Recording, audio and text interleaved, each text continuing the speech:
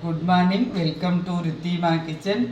வாங்க, இன்றைக்கி நம்ம வீட்டு ஸ்டைலில் ஒரு பீட்ரூட்டு துவை துவையல் பார்க்கலாம். அதுக்கு வந்து நான் 1/4 கிலோ பீட்ரூட் எடுத்து எண்ணெய் ஊற்றி அதில் போட்டுட்டேன். வேறு எதுவும் போடலை, எண்ணெய் மாத்திரம்தான் ஊற்றிருக்கேன். அதுக்கு வந்து நான் ஒரு ஒரு நம்ம வீட்டு காரத்துக்கு தகுந்த ஒரு 8 வரமிளகா எடுத்துருக்கிறேன். ஒரு 8 பல் சின்ன சின்ன பூண்டு ஒரு 8 எடுத்துருக்கிறேன். ஒரு மூடி தேங்காய் எடுத்திருக்கேன். ஒரு நெல்லிக்காய் சைஸில் ஒரு 3/4 புளி எடுத்திருக்கேன்.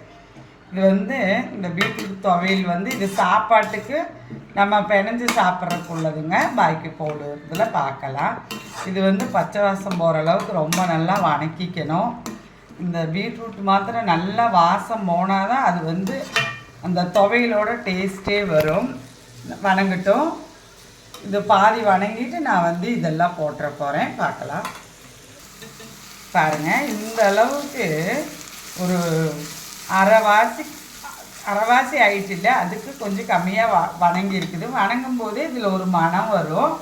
இந்த டைம் வந்து நான் வரமிளகாயும் போட்டுட்டேன், வெள்ளைப்பூண்டும் போட்டுக்கிறேன், புளியும் போட்டுட்டேன்.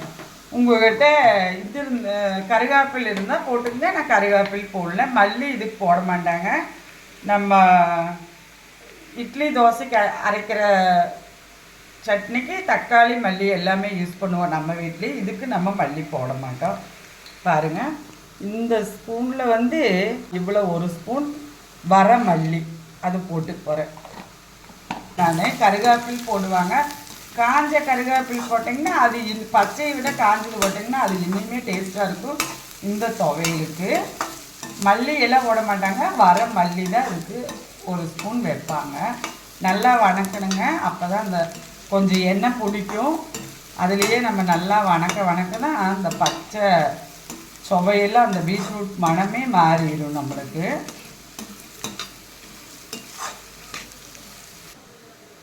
பாருங்கள், இந்த டைம் வந்து நான் அந்த சட்னிக்கு தேவையான அளவு உப்பும் போட்டுட்டேன். காரம், உப்பு இதெல்லாம் வந்து புளி இதோட அளவெல்லாம் வந்து உங்கள் வீட்டுக்கு எவ்வளவு தேவைப்படுதோ அவ்வளவு கம்மியாக்கிக்கிங்க. நான் எடுத்துருக்கிற அளவுக்கு வந்து இதுதான் கரெக்டு. வந்து ரொம்ப ஈஸியான சட்னிங்க. நம்ம ஒரு சூடாக ரைஸ் வச்சு அதுக்கு வந்து இது போட்டு பிணைஞ்சு சாப்பிட்டா உடம்புக்கு ரொம்ப ஹெல்த்தி.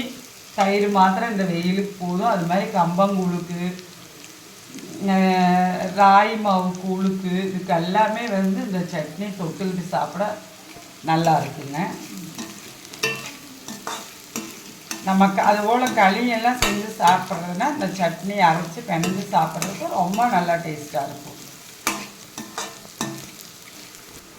பாருங்கள், பீட்ரூட்டு நல்லா இந்த எண்ணெயிலேயே நல்லா பொரிஞ்சு நல்லா வந்துருச்சு.